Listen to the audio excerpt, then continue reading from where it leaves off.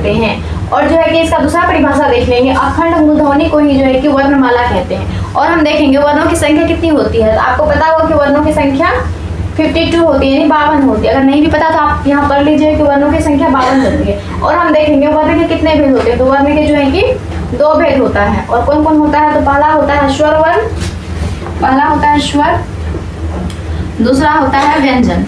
और जो है कि हम देखेंगे स्वर वर्ण किसको कहते हैं और व्यंजन वर्ण किसको कहते हैं। तो स्वर वर्ण देखेंगे, इसके उच्चारण में किसी और वर्ण की सहायता नहीं ली जाती। ये जो है कि अपने आप इसका मतलब उच्चारण हो जाता है, उसको जो हम कहते हैं स्वर वर्ण कहते हैं। कौन कौन है? ओ है, आ है, हर्ष ई है, दीर्घ ई है, उ है, हर्ष उ है, सॉरी री है, ए है, और ए है, ओ है, ओ है। और जो है कि इसकी संख्या कितनी होती है, स्वर वर्ण की संख्या कितनी होती है?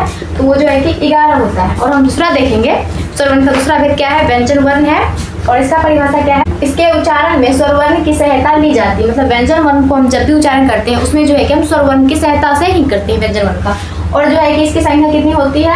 तो आज की क्लास में जो है कि हम इतना ही देखेंगे। और आगे जो है कि कल से आपको डेली रिकॉर्डेड क्लास मिलेगा, यानी वर्ण विचार का पूरे अच्छे से पढ़ाया जाएगा। और जो है कि संस्कृत का ग्रामर मिलेगा और हिंदी का ग्रामर मिलेगा। और क्लास 10 के संस्कृत और हिंदी आपको बुक से पढ़ाया जाएगा, जो कि आपको डेली इवनिंग में रिकॉर्डेड क्लास मिलेगा। आप चाहें तो सीखा हिंदी क्लास है जो मेरा खुद का चैनल है, या विनमार्ट एजुकेशन जो है कि आप सब्सक्राइब कर लीजिए, जिस पे आपको रिकॉर्डेड क्लास मिल जाएगा हिंदी और संस्कृत का मेरे द्वारा। और जो सर हैं वो आपको अलग सब्जेक्ट पढ़ाएंगे।